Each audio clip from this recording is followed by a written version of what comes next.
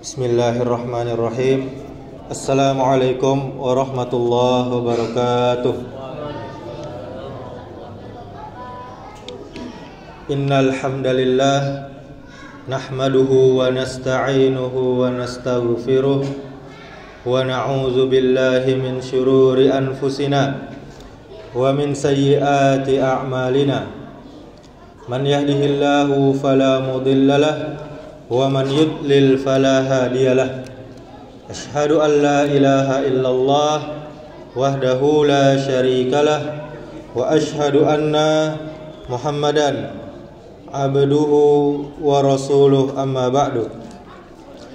Alhamdulillah, kita bersyukur kepada Allah Subhanahu wa taala sampai saat ini malam ke-27 kita masih diberikan kesehatan, masih diberikan nikmat iman, masih diberikan nikmat Islam, sehingga kita masih bisa melangkahkan kaki kita dengan ringannya ke rumah Allah ini. Untuk apa? Untuk beribadah kepadanya, untuk taat kepadanya, untuk patuh kepadanya. Dan Bapak Ibu, seriuslah kita di akhir-akhir Ramadan ini, sebab ada sebuah hadis yang menyatakan bahwasanya malam Lailatul Qadar itu bisa jadi turun pada malam ke-27. Kemudian salawat serta salam semoga selalu tercurahkan untuk Nabi kita Muhammad sallallahu alaihi wasallam. Allahumma salli wa sallim wa barik ala Muhammadin wa ala alihi wa ashabihi ajma'in. Mudah-mudahan dengan memperbanyak salawat kepada Nabi kita Muhammad sallallahu alaihi wasallam, kita termasuk umatnya yang cinta kepada beliau dan termasuk umatnya yang mendapatkan syafaat di yaumil akhir nanti. Bapak Ibu jamaah yang dirahmati Allah Subhanahu wa taala, pada malam hari yang berbahagia ini judul ceramah kita yaitu tentang taubat. Manusia adalah makhluk yang tidak pernah terlepas dari perbuatan dosa. Setiap hari, bahkan setiap waktu, kita secara sadar maupun tidak sadar sering melakukan yang sejatinya menimbulkan dosa, baik melalui tindakan kita, perbuatan kita, maupun melalui lisan kita. Meskipun begitu, kita dituntut untuk selalu bertaubat kepada Allah Subhanahu wa taala, dan caranya meminta ampun kepada Allah, serta kita harus sadar bahwa kita merupakan hamba Allah yang lemah dalam menahan diri, dalam menahan hawa nafsu untuk tidak melakukan dosa dan perbuatan maksiat. Nabi kita Muhammad sallallahu alaihi wasallam pernah bersabda, "Kullu bani Adam khata' wa khairul khata'inat tawwabun." Yang artinya semua kita Bani Adam, manusia, pernah melakukan kesalahan, pernah melakukan dosa, dan sebaik-baik orang yang salah adalah yang segera bertaubat, segera kembali kepada Allah Subhanahu wa taala. Ini hadis riwayat Ibnu Majah. Hadis ini secara tegas Bapak Ibu jamaah yang dirahmati Allah Subhanahu wa taala menyatakan kepada kita bahwa merupakan sifat manusiawi Bani Adam, manusia, untuk melakukan kesalahan. Namun yang terbaik di antara mereka yang berbuat kesalahan tadi adalah mereka langsung sadar tentang kesalahannya itu, dan mereka langsung meminta ampun, istighfar kepada Allah Subhanahu wa taala. Bapak Ibu jamaah yang dirahmati Allah Subhanahu wa taala, kita semua harus benar-benar yakin bahwa Allah Tuhan kita yang Maha Pengampun atas segala dosa-dosa yang kita lakukan, baik secara kita sadar maupun secara tidak sadar.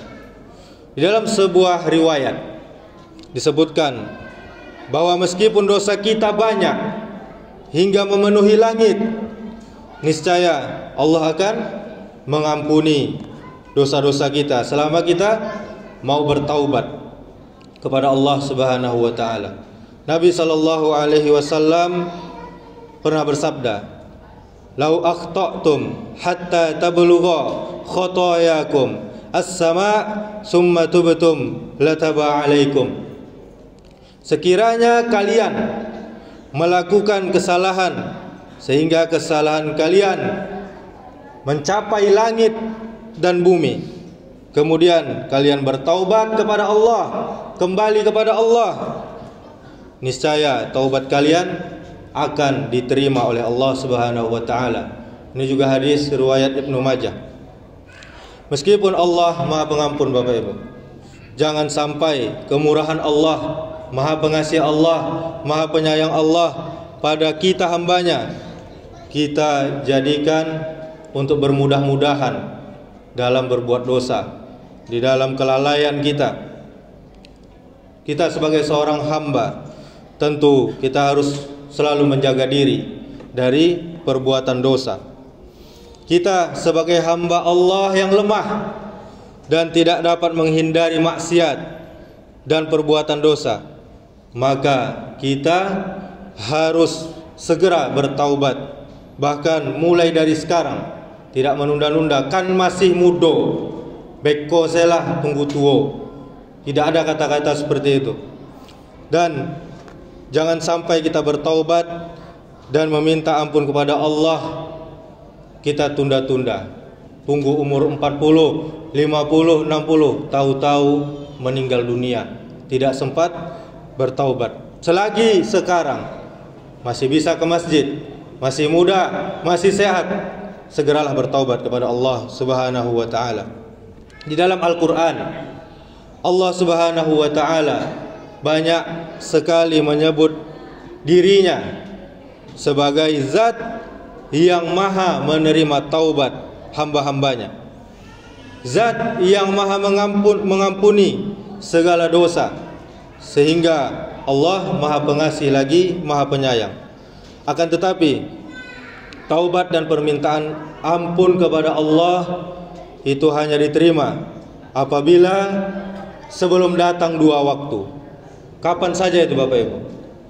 Pertama, taubat tidak akan diterima ketika ajal sudah menjemput. Dan yang kedua, taubat tidak akan diterima ketika hari kiamat telah tiba. Terkait waktu yang pertama, yaitu taubat tidak diterima ketika ajal telah menjemput, Allah Ta'ala berfirman di dalam surat An-Nisa ayat 18,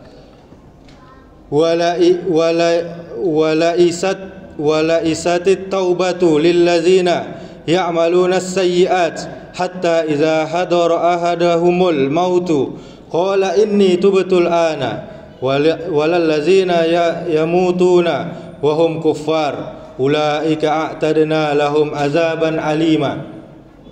Allah berfirman, dan tidaklah taubat itu diterima oleh Allah dari orang-orang yang mengerjakan kezaliman, kejahatan, yang hingga apabila datang ajal kepada seseorang di antara mereka, barulah mereka mengatakan, sesungguhnya saya bertaubat sekarang. Dan tidak pula diterima taubat orang-orang yang mati sedang mereka dalam kekafiran. Bagi orang-orang itu telah Allah sediakan siksa azab yang sangat pedih. Seorang ulama bernama Syekh Wahbah Az-Zuhaili, dia menjelaskan bahwa ayat ini di dalam kitab tafsirnya, Tafsir Al-Munir, diterimanya taubat seorang hamba dan ampunan Allah itu merupakan nikmat dan kebaikan bagi orang-orang yang berbuat dosa dan orang-orang yang terjerumus ke dalam perbuatan dosa tersebut, selama tidak terus-menerus melakukan perbuatan dosa tersebut. Maka Bapak Ibu, para hamba Allah Subhanahu wa taala, ketika seorang hamba melakukan suatu kemaksiatan, sebabnya karena adanya faktor jiwanya, hawa nafsunya, dan godaan dari syaitan, sehingga mereka pun bertaubat sebelum nyawa di ujung kerongkongan mereka. Bahkan taubat masih bisa diterima di saat seorang hamba menyaksikan malaikat mengambil ruhnya. Jadi orang yang mati itu tahu inyo didatangi malaikat. Tapi ketika sudah dicabut ruhnya, sudah sampai di tenggorokannya, maka taubat tidak diterima Allah Subhanahu wa taala. Ketika malaikat datang, itu masih diterima oleh Allah Subhanahu wa taala. Jemaah yang dirahmati Allah Subhanahu wa taala. Adapun waktu yang kedua di mana taubat seorang hamba tidak Allah terima lagi adalah ketika kiamat tiba.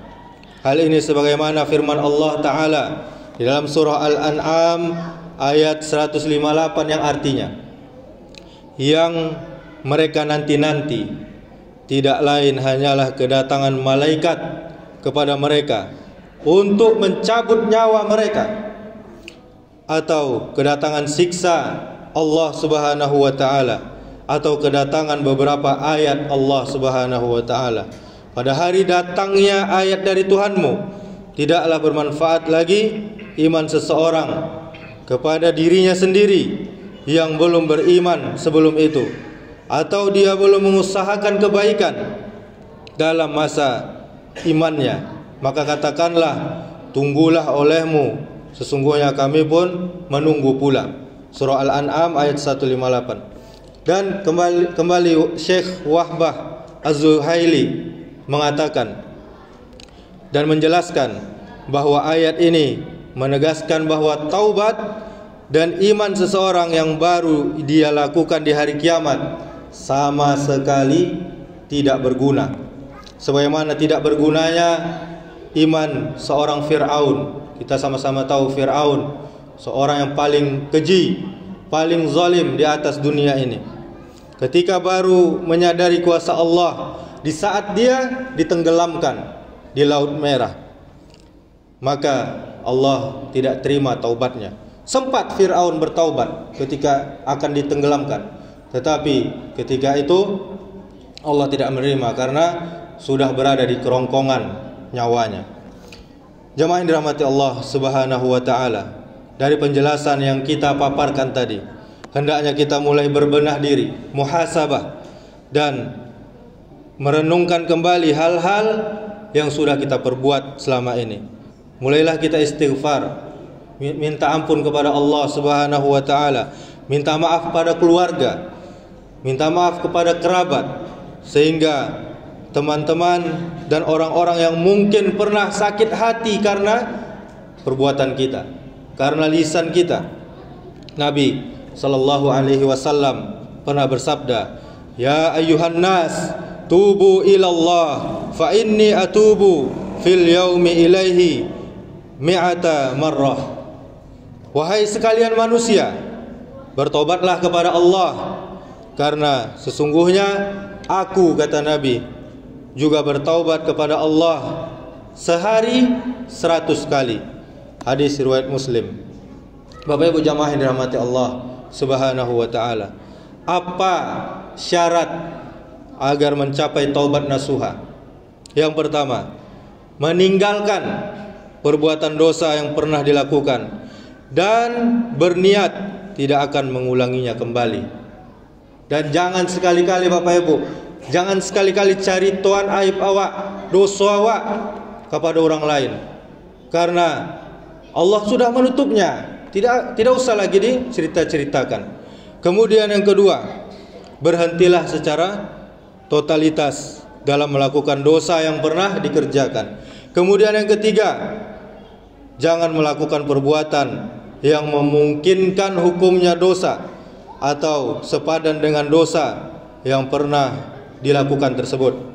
Kemudian Bapak Ibu, taubat nasuha, taubat yang tulus, itu bisa menghapus dosa-dosa kita di masa lalu. Tapi ada dosa yang tidak bisa Allah hapuskan dengan taubat saja. Apa itu? Yaitu dosa menzolimi orang lain dan dosa mengambil hak orang lain. Maka harus dengan minta maaf kepada orang tersebut dan harus meminta ridho orang tersebut. Allah Subhanahu wa taala memberikan kesempatan untuk memulai yang baru kepada kita semua dengan cara bertaubatlah kita. Bertaubat bisa membantu membersihkan jiwa kita dari beban dosa dan membawa kedamaian, ya, kedamaian batin kita, dan memungkinkan kita sebagai seorang muslim bertakarrub kepada Allah, mendekatkan diri kepada Allah dan merasakan kasih sayang Allah Subhanahu wa taala. Demikianlah, semoga bermanfaat. Semoga kita jadi hamba-hamba Allah yang selalu bertaubat kembali kepadanya. Subhanakallahumma wa bihamdika asyhadu an la ilaha illa anta astaghfiruka wa atubu ilaik. Wassalamualaikum warahmatullahi wabarakatuh.